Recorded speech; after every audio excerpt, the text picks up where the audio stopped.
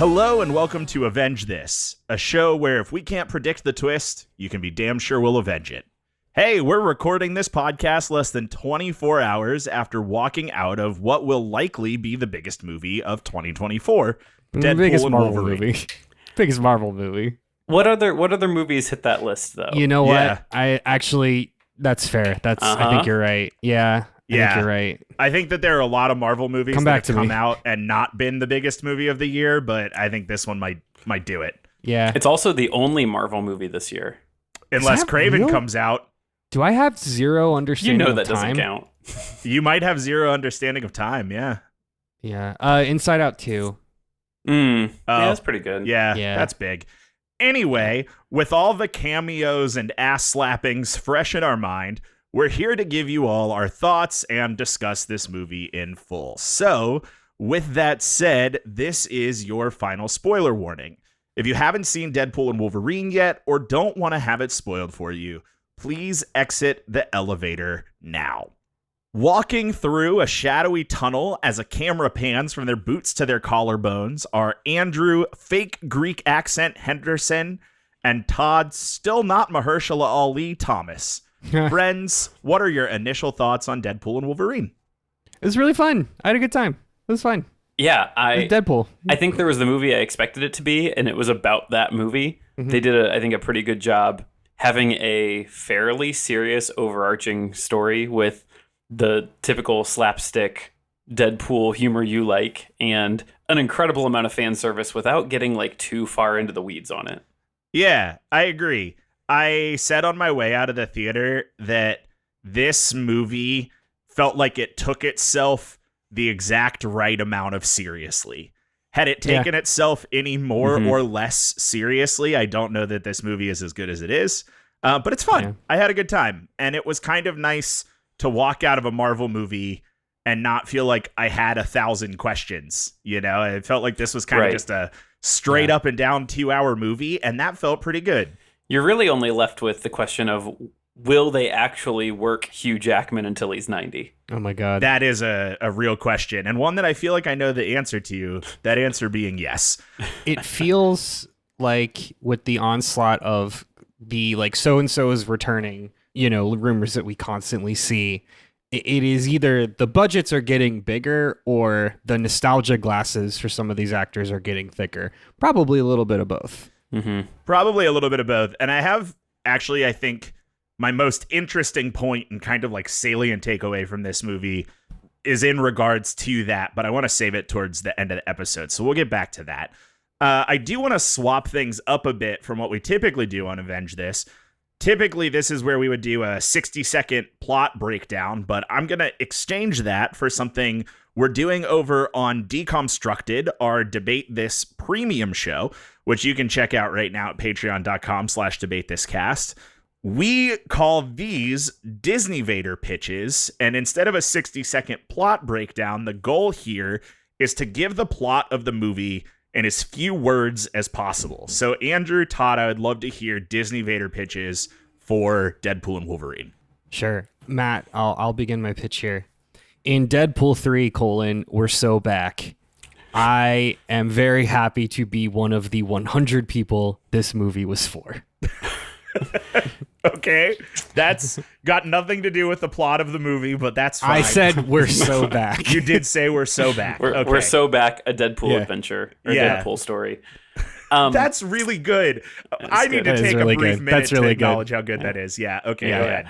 Yeah, I think if I'm trying to summarize this, Deadpool 3, everybody's here.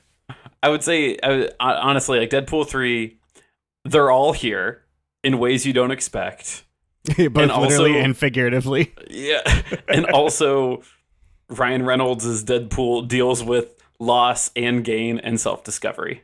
Yeah, I would say those are both pretty good. Top to bottom, I think that I would sum it up and say Deadpool has midlife crisis through lens of 2000s Fox universe. Yeah. Which is pretty much the same thing that you guys said.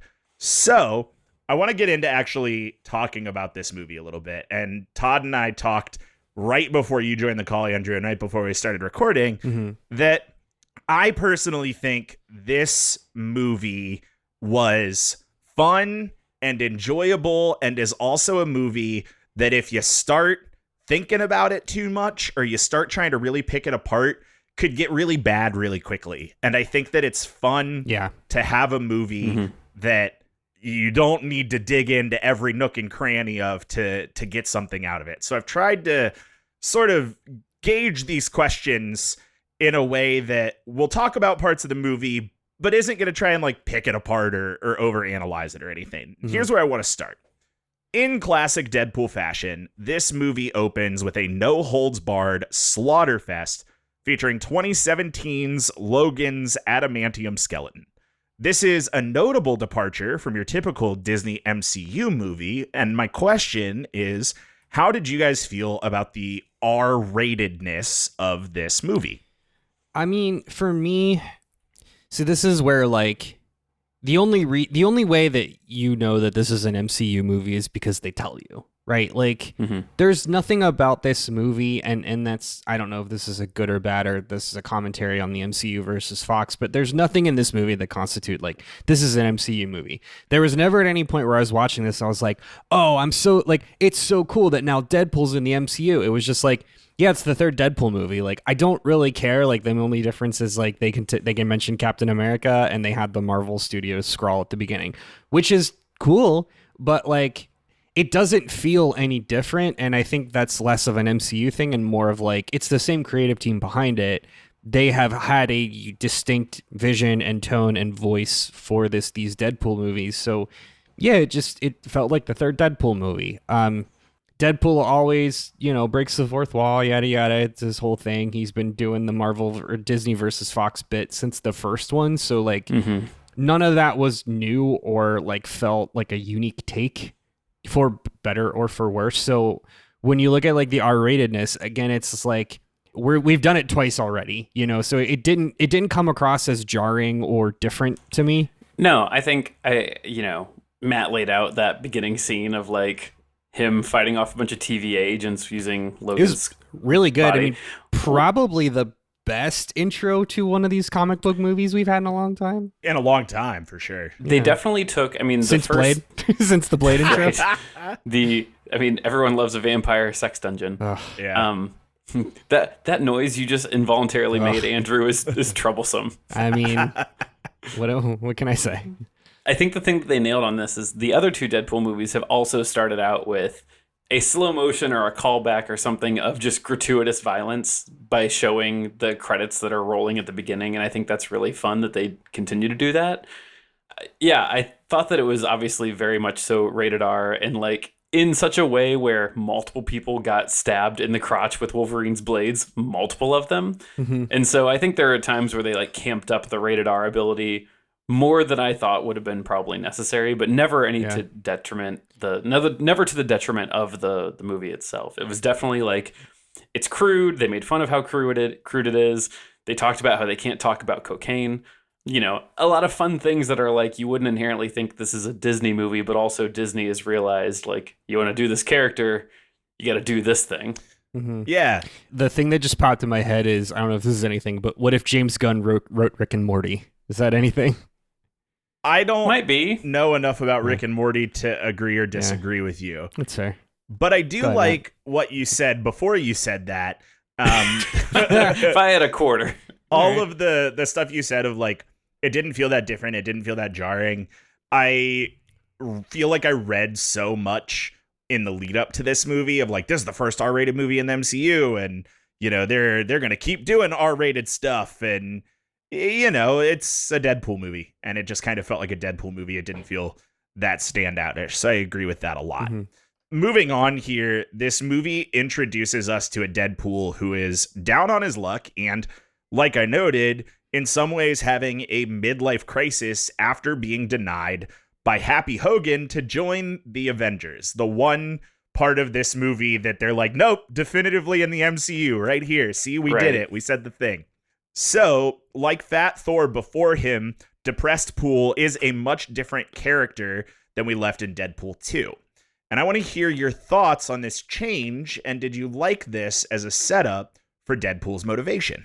So, I actually, and we talked about this as we were walking out. I missed this. No, I didn't miss this scene, but I missed the connection because the movie.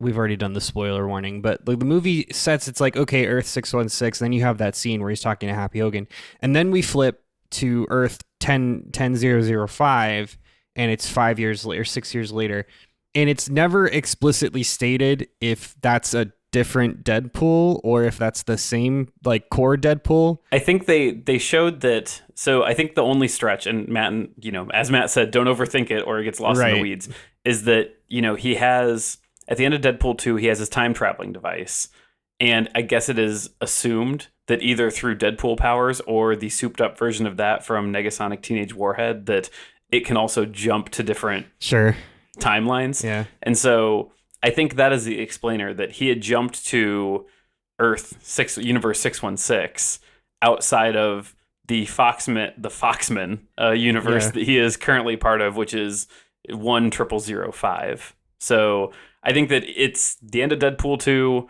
He's trying to find himself. He goes to meet with Happy Hogan, which is rad. Mm-hmm.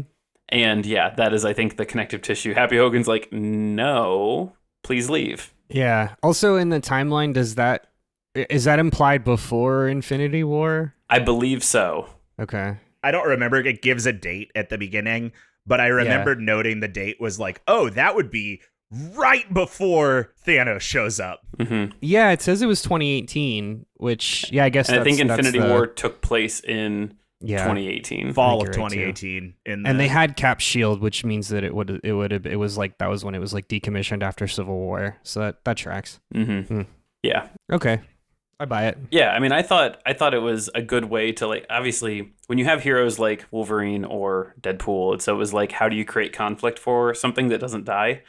And in the version of Wolverine movies, it's always take away his healing factor. Every single one of them. I pre-watched the Wolverine and Logan prior to this, and I was like, oh, that's right, they just keep taking away his ability to heal. That's how they get him.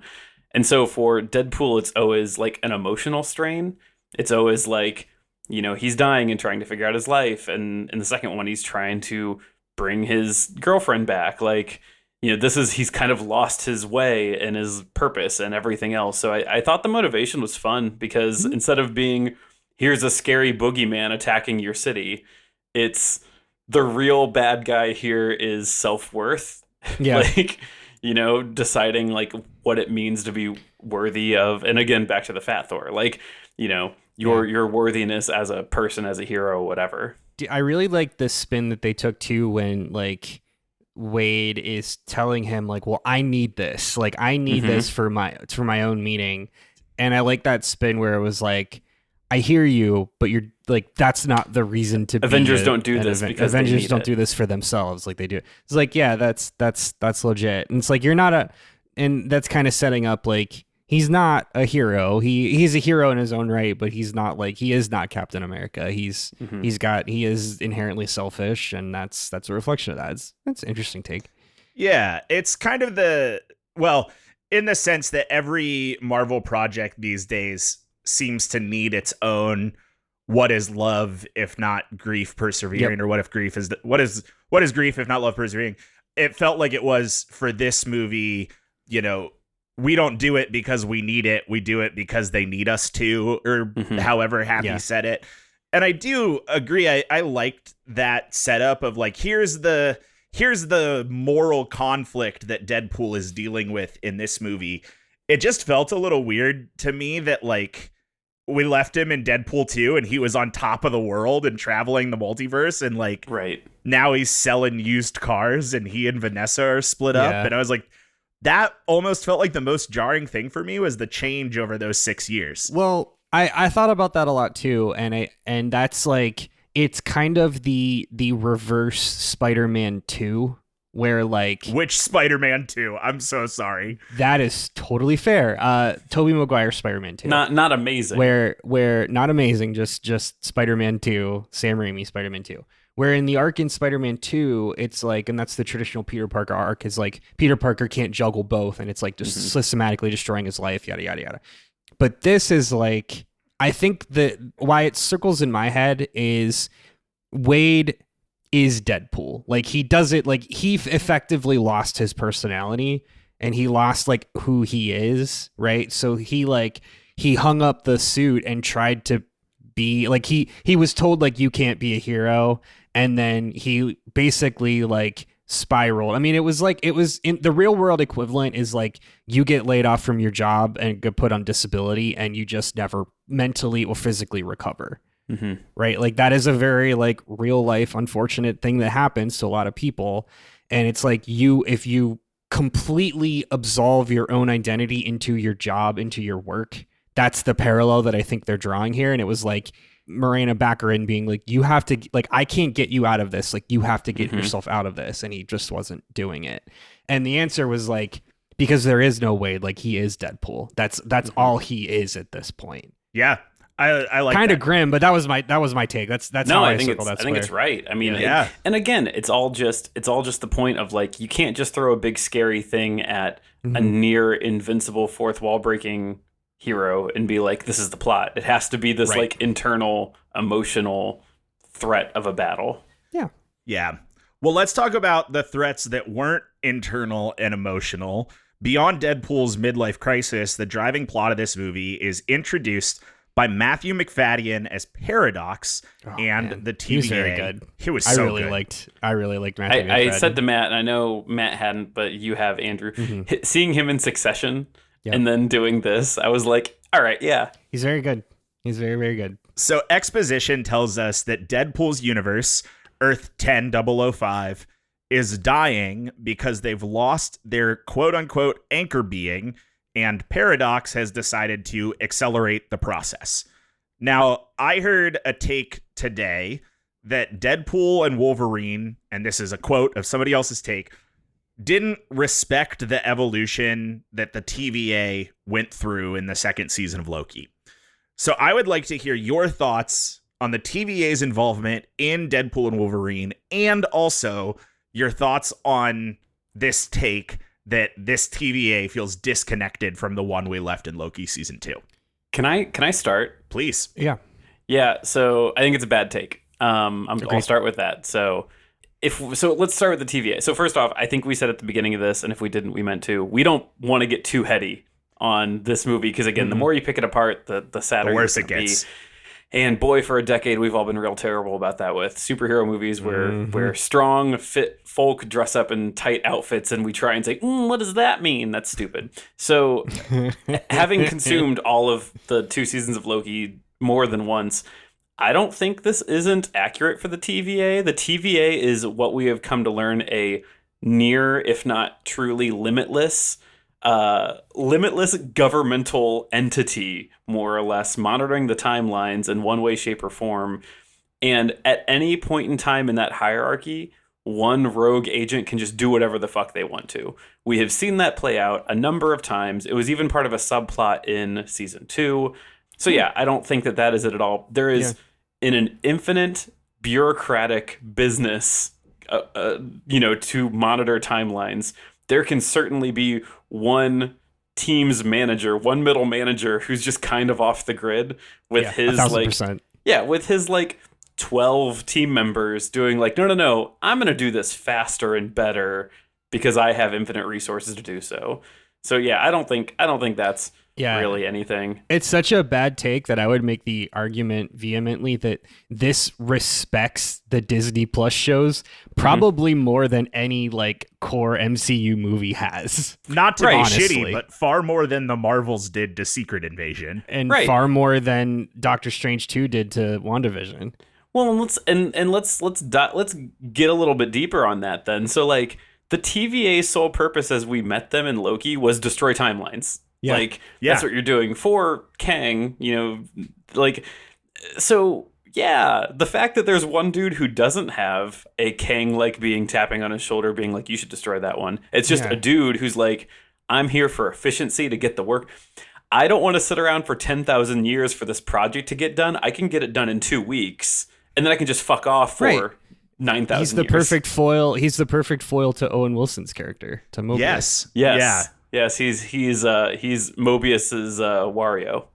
Yeah. Which Paradox and Mobius, those are kind of Yeah. antithesis terms. I don't Yeah. want to think too much about That's gonna the break my brain. linguistics of that situation. But no, I totally agree. I think that take is bad and lame and contrarian for the sake of it. But I am really interested in hearing specifically from you guys, how did you feel about the TVA as kind of a driving force to this movie?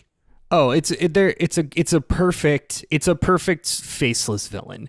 It's a perfect, like, if you need a lawful neutral to lawful evil entity that can span the multiverse, and it's an easy, like, it is exactly doing right what they tried to do with the alien organization that we saw in Spider-Man. Remind me what that's called. No, wait, not the alien Sword. organization. The alien cops, the guys were that Keep going.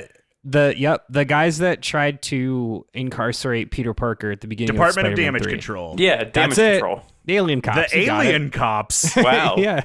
They're not that at all. Well, they may as well be. But the TVA is is the right version of that. Mm-hmm. Yeah, I agree.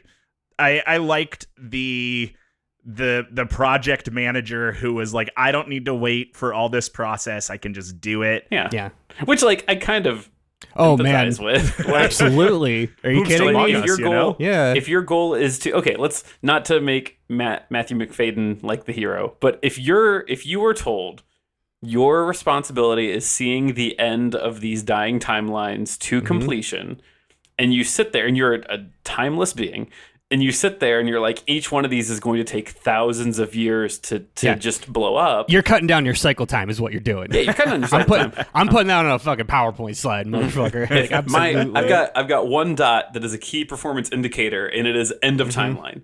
And I have to hit that in 10,000 years. Well, I can hit it in like 200 hours. Our OKRs are off the charts, baby. So Matt McFadden might be the hero. Might be the hero. Might be the hero. He's a hero. He's not the hero, but he's certainly not the a hero. He's somebody's hero. Yeah. All right. Well, that's a great place for us to take a quick break here. When we come back, we're going to talk about the half of this movie that took place in The Void, also featured in the TV show of Loki, as well as the long list of cameos, both those we expected and those that we didn't. So stay with us. All right. Welcome back. It is time for us to jump into the half of Deadpool and Wolverine that took place in The Void. And seriously, if you made it this far and you're like, I don't know if I really want the spoilers, I don't know if I want that smoke, get out of here, because the smoke monster's coming. The smoke monster is coming. And honestly, I think much like Spider-Man No Way Home, the best moments were like seeing people come through the sling ring portal or like walk down the stairs or whatever. They knew what they were doing. Yeah, so like keep that experience. Have that for the first time, not in an audio medium. But that's your last warning. Moving on. What did you guys think of Cassandra Nova, played by Emma Corrin, and her plot in this movie? Also, really good. Yes, 100% really good. Also, your general thoughts on the vibe of The Void. Fine. My two answers are really, really good. Loved Cassandra Nova. When they said like, "Oh, I'm the Xavier's twin who he, ate in utero or whatever," I was like, "Fuck yeah, hell yeah, Cassandra Nova, let's go." The Void, fun. It's Mad Max. It's Marvel Mad Max. Great. Give me 7 seasons of The Void, where a bunch of like rejected superheroes are hanging out, partying. I'm in. Now, Andrew, I want to hold on to that thought you just said. So I'll just echo some of the things and dive in on the last piece.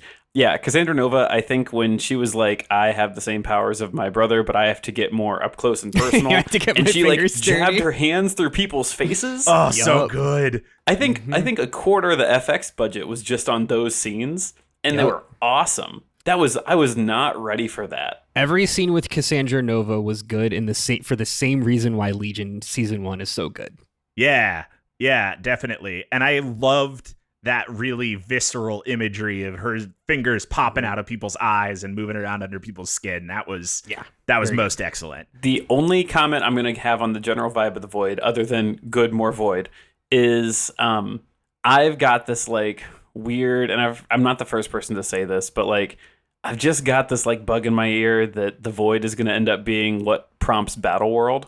That the Void is where all broken things go. Yeah. And so you want 7 seasons of the Void, Andrew? You might get a 2-part Avengers movie in the Void. Yeah. I might get it. I mean, look, if it's very funny to me that they felt the need to create Raider vehicles in the Void when they are all superheroes who can fly. That is very good. It's very good and very stupid. And obviously, like, we're not gonna do a ton of Easter eggs here, like, because that's an endless well. But like, all of those vehicles were references to other vehicles that have existed or should exist, including the goofy floating vehicle was the Fantastic Four mobile that was definitely made just to sell toys. Yeah. Yeah. What were the two? What was the big chain Dickin' balls that was going? What was that a reference to? I don't know so much about the chain part, the chain and balls portion, but like the other vehicles were the thing that Sabretooth was riding in on was definitely pulled by motorcycles from like Captain America movies. Okay, yeah, that's fair. There was the Red Skull's old like Rolls Royce Nazi type car that also is kind of souped up to be reflective of like Tony Stark style. Yeah, and then the ice cream truck from Moon Knight was in there. Okay, wow, what a ref. Just like stupid, silly things. Well, and I gotta say, there has to have been. I mean, it's been 20 years, but there has to be some pretty silly vehicles from the X-Men movies, like the OG X-Men movies. Oh, I mean, yeah, I mean the just silly vehicles. It's handshake meme, Predator memes, silly vehicles, and the need to sell toys. Yeah. That's the Thanos copter. Thanos copter. Yeah, exactly.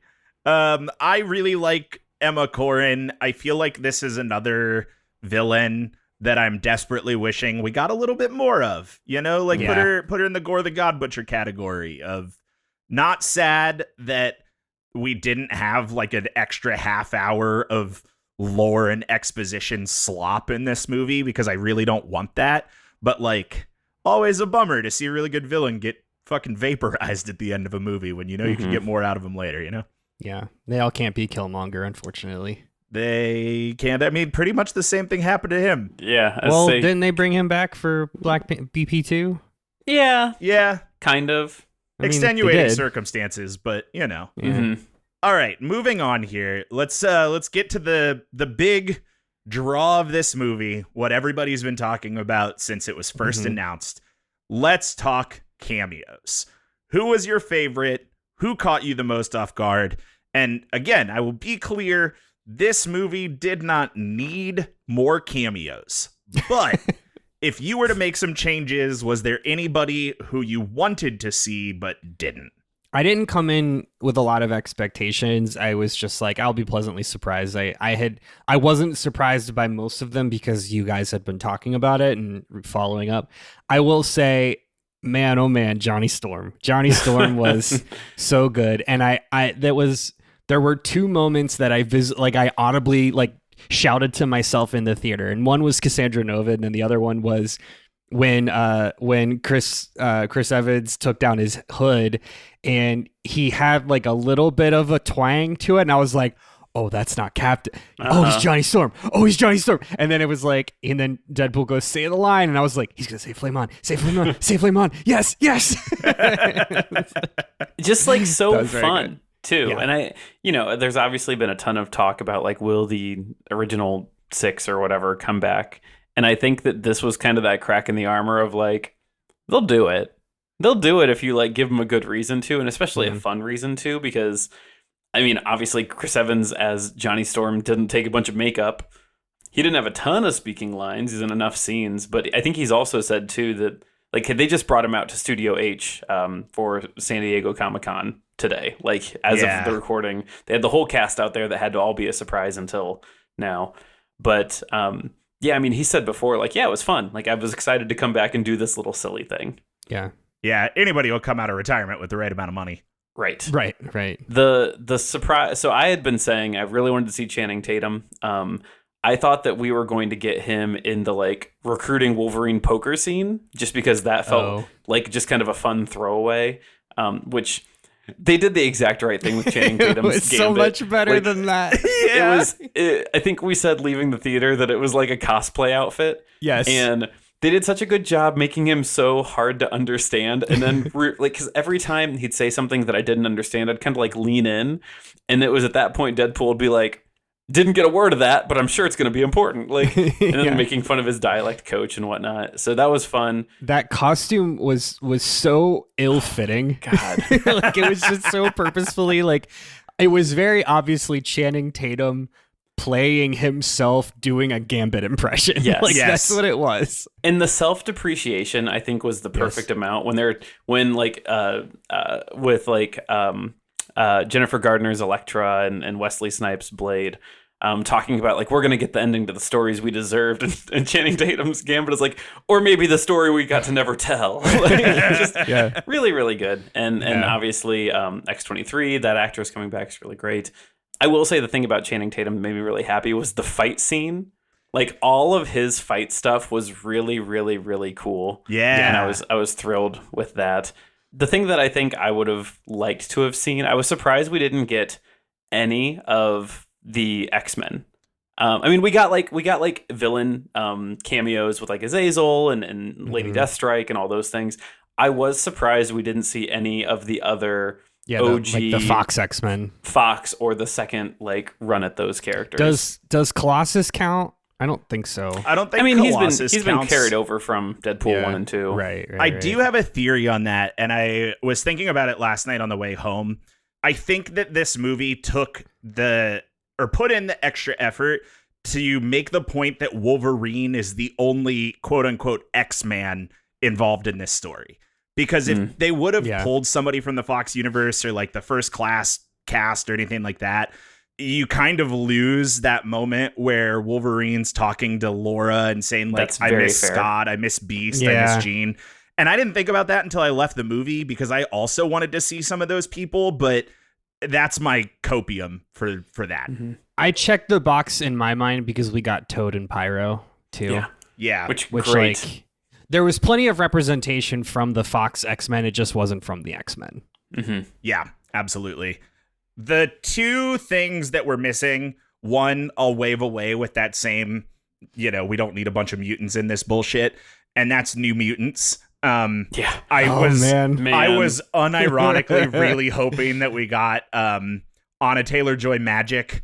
I thought that was going to be a fun get. The other one, and I was more surprised about this than I was about nobody from New Mutants, was Fan Four Stick, because that's such a sore thumb outlier. Yeah. And maybe Ryan Reynolds looked at it or Sean Levy looked at it and was like, that fruit is hanging too low and I'm not going to go for it. But it felt weird to me. You never know, because there's always like, if there's drama behind this. I mean, again, you never know what the situation was when they filmed it, right? Like, there are some movies where you can watch and you can genuinely see that, like, oh, these people had a lot of fun filming this movie, right? Like, it was very clear that they had a great time doing the first X-Men movie, right? I'm guessing they didn't have as good a time doing the third X-Men movie, right? Because Brett Ratner's a monster. But part of what makes the Fan Four Stick movie so hard to watch is it feels like it's such a grind for everyone. It's a labor. Like, everyone is miserable. Yeah. And I wonder, like, my headcanon is like, I wonder if this is just a project that like they all just never want to think about and remember again. And none of those actors, I mean, Michael B. Jordan, I get, was Killmonger, but like none of those actors I really equate with like the comic book level. You know what I mean? Like, they're all like very artistic actors. Yeah.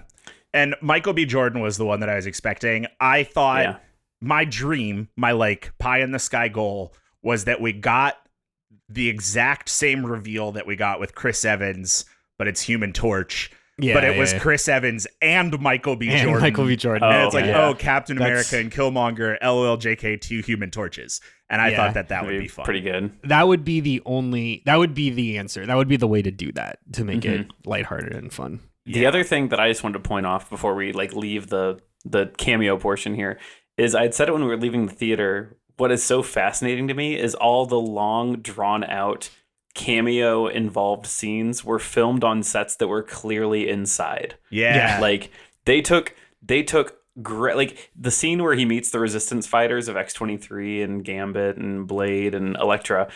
very much so inside. And I thought that was really interesting because I was like, man, they really went to some great lengths to like not let scoopers pick up that Wesley Snipes is on set filming something. Because how do you explain that away? Like that is just such an iconic look. Also, Wesley Snipes looked great. Yeah, he looked surprisingly great. good. He looked great. But like, how do you explain that away? Like you don't. Which also, just to put it somewhere, the line of him saying, "There'll never be another Blade," and then like Deadpool just looks at the camera. But it was like so forever, like, no, there will never be another Blade. Well, and it's circular and it's meta reference because when this started filming, Blade was still like on track to be filmed and coming out. Right. Yeah. And like obviously that's not the case right now. So it kind of is this meta of like, no, there won't be another Blade, but there's one being filmed. Oh, but it hasn't started filming and it's lost 3 directors and it has no release date. So yeah, there may not be another Blade. we'll revisit that tomorrow after we get our San Diego Comic-Con reveal. I felt the same when Jennifer Garner's Elektra, who also like we haven't talked about Elektra and as much. She was also really great. Like I really enjoyed. Like that made me actually want to go back and watch the original Daredevil. it's worth it. Honestly, I watched them both this week, and I know you did. Yeah, it's fun. Yeah, she was great too. She was really fun. And then they made a comment. Something. I'm really sorry about Daredevil. Like, oh, it's fine because that is because again, like that's a representation. Like didn't they get divorced like shortly after Elektra? I think. I think even before, because Ben Affleck's not in Elektra at all. Okay. Yeah. The last thing I want to say about the cameos, and then I do want to move on, is that I felt like we got the perfect amount of everybody. I didn't feel like, oh, this movie's being carried by cameo actors, or like, wow, Jennifer Garner's got a lot of lines in her bad Greek accent. Like, it felt like everybody's getting a couple quips, and the big fight scene was really good. Yeah. And I didn't get exposition from a ton of cameo actors, which I really didn't want.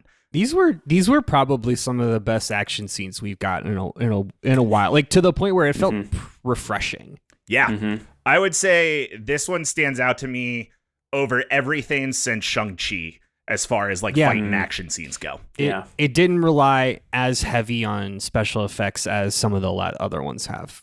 All right. I have one last question here before we kind of wrap things up. I think that this is the most meta, self-aware movie ever. Between jabs at Disney, Ryan Reynolds references, and acknowledgement of Hugh Jackman's IRL divorce, this was less of a film and more of an interactive experience. What did you think of that? Was it fun and kitschy, or did they tap on the glass too hard? I'll try to be quick because we've covered this a few times, but like, so I mentioned at the top of the episode that like I was happy to be among the 100 people this movie was for, and I say that because between all of the like very specific musical references between like late 90s and early 2000s, it just like all of the niche references to behind the scenes stuff with like Fox movies that are 20 years old at this point, right? Like if you are not at least 30 and have grown up with 20 plus years of different Fox and Sony superhero movies, I don't know what your experience coming out of this movie is. It's probably fine. You're probably like, that was neat. But like, it was just so highly targeted to a very particular demographic. On the drive home, I listened to that Avril Lavigne song. And we all listened to that Avril Lavigne song on the way home. It's such a banger. So I think for me, it definitely hit. But I'll go back to what Todd said. Like, if there were one more meta reference, would have gone over the edge. Like, the shark ramp was built. Yeah, they built the shark ramp. Yeah, I think my partner, she was there with us when we watched it, and she'd kind of said something like, that was a lot of like fourth wall tapping. And I was like, yeah, but that's kind of his thing. And there were times where I was like, it's pretty egregious. Like when he got his new suit and he like ran back to the elevator for like a side quip note or whatever. Yeah, there was a lot of it, and fully agree with Andrew. Like the shark ramp had been built. They were getting ready to do test runs on how high they can jump over the shark. But I think it did fine. Like every time that I would kind of get to the point where I was like, all right, this is a little too much, they'd hit you with a really fun thing. Like Andrew said musical references. I'm going to be specific about the musical reference where when they're fighting in the Honda, that they punch the radio or they bounce Hugh's head off the radio or something, or someone's head hits the radio, and they play just the beginning noise of Greatest Show. That just just that part plays, and I'm like, that's really good. Like, so they could put it in the soundtrack. Exactly, the soundtrack. Yep. Yeah. But yeah, I thought it was good. I mean, they get to do it with this character in this population, and boy, they've got a deep bench of references to make. So air them out. Go ahead and do it. It's fine. I will say my personal favorite was when they're in the TVA and he tells Wolverine, "You're kind of entering the MCU at a low point." Yeah. So really good. Yeah. Really good. I agree with what you guys said. I think probably the most impressive part of this movie for me was the restraint in not sending a shark on that ramp. You know, it was so. Oh wait, close. you're saying that the ramp is for the shark to jump off of, not a ramp that goes over a shark. Yeah, you jump the shark. You don't shark the jump. It's not a shark that jumps. You're jumping over the shark. Nobody said what vehicle you have to take over the shark. Maybe you take a shark to jump over. Shark a could be two sharks. You know what? That's on me. It's a double shark situation. situation. Yeah. Anyway. I've never seen Happy Days. I don't know. I have seen Happy Days, and he actually jet skis over the shark for being specific. I think that they did a really good job of that, and this is where I said at the beginning of the episode, I have kind of a salient point about this movie, and I want to put it in here. This is the only I'm reading too deep into this interpretation of this movie that I'm going to do. I think that this movie, in a sense, made a case that we, the audience, the people that watch all of these movies, are embodied by Alioth in the Void. And I think that Deadpool in this movie, Depressed Pool, if you will, kind of mirrors the MCU fan who has never really recaptured the magic of 2018 and has never really felt the same since Endgame.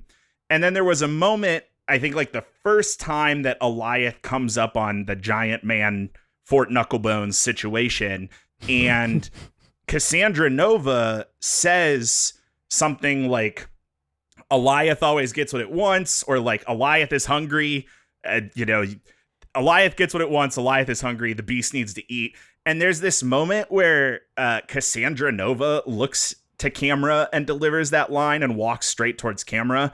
And I thought it was her breaking the fourth wall, but then they quickly cut to a side profile to show that she was walking towards the gate to acknowledge Alioth. And it kind of made me have this realization of I think that the story this movie is telling is the experience that we've had over the last 6 years of Marvel was a huge part of our lives, and the Avengers were the driving factor of so much of that, and we've never really recaptured that magic, and it's turned people into a literal smoke monster devouring cameos at an alarming rate at no cost. And I think that my biggest takeaway from this movie is, as it typically is, all of us are the monster. And hopefully they're going to quit feeding slop into the slot machine. There you go. I really like that. It is it's the fandom's rabid insistence on just a constant influx of references and nods and Easter eggs and cameos and what about this and what about that and post-credit scenes and theory. Yeah, that is a really interesting. I like that a lot. That's a really interesting take.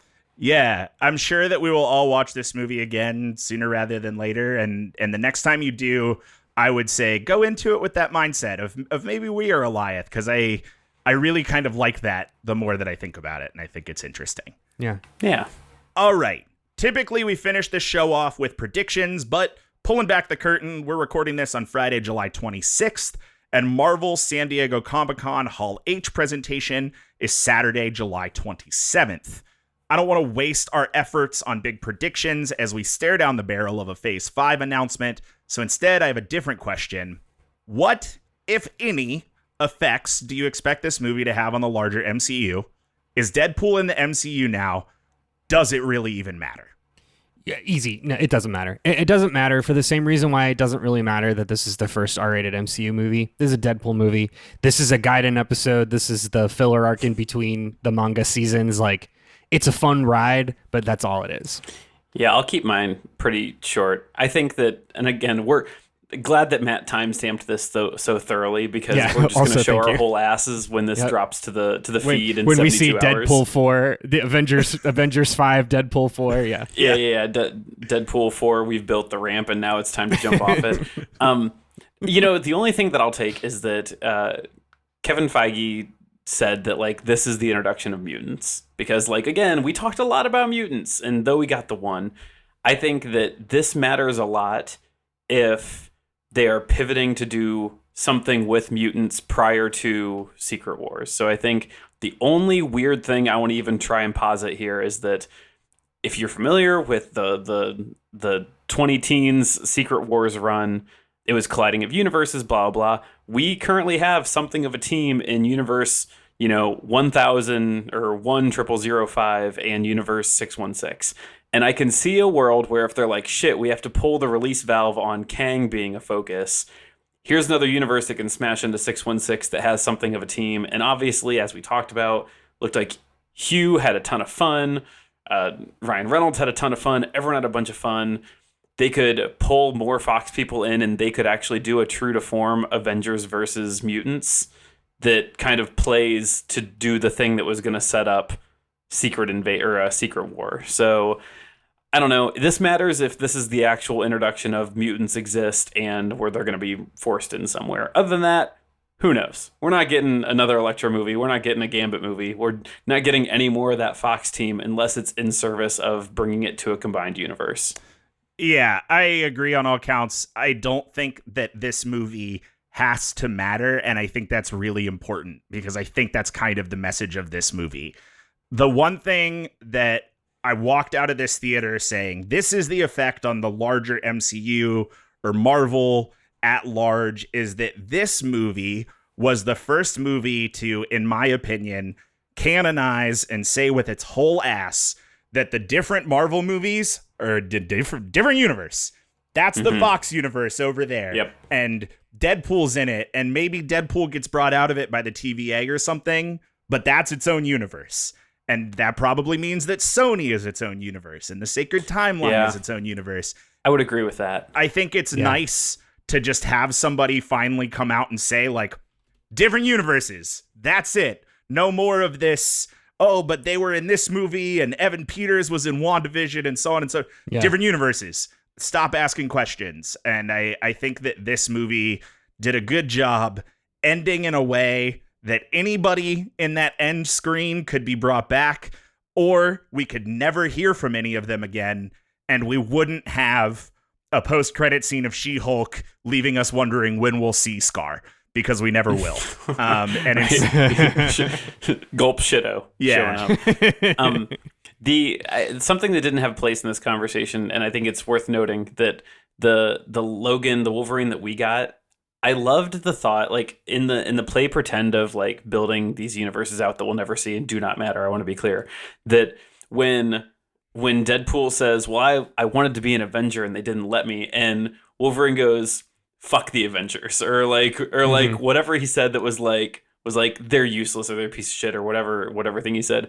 I was like, oh shit, in the weird theory crafting moment that you've given us, this Wolverine who got all the X-Men killed has dealt with the Avengers and hates them. Yeah. And that's a kind of a cool thought to think that, like, that right, exists. because I think the implication is that he made an enemy out of the X-Men and is, like, either on the run from or fought off the Avengers. Mm-hmm. Yeah. He killed a lot of bad guys and a lot of good guys. That's what he said. Pretty cool. But yeah, I thought that was rad that he's like, fuck the Avengers. And I'm like, oh, sweet. This guy has met the Avengers and hates them. Also, what a wild, like, again, to hear the line, fuck the Avengers in an MCU movie is pretty wild. Yeah. Yeah, truly. We didn't mention it, but in the cameo section, I wanted Henry Cavill as Wolverine. Great. Awesome. Pretty awesome. Yeah, cool. almost as good as very short Hugh Jackman as the first Accurately, comic accurate Wolverine. because he's like 5'3" in the comics. Yeah, he's really short. So He's a short incredible. Yeah, he's a short king. Well, that's all I have for this episode of Avenge This, so I'm going to go ahead and wrap it up. Thanks for listening. This is Avenge This, a show brought to you by the nerds at Debate This.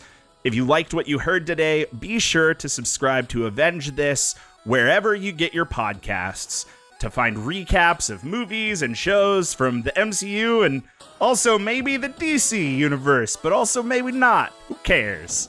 Until next time, I'm Matt Cole. I'm Andrew. I tapped 2 mana to play Shark Rampant Growth Henderson. And I'm Todd. Sharknado 7. This one's got a ramp. Thomas. And hey, maybe we'll be back around Halloween for Agatha's Spooky House of Horrors.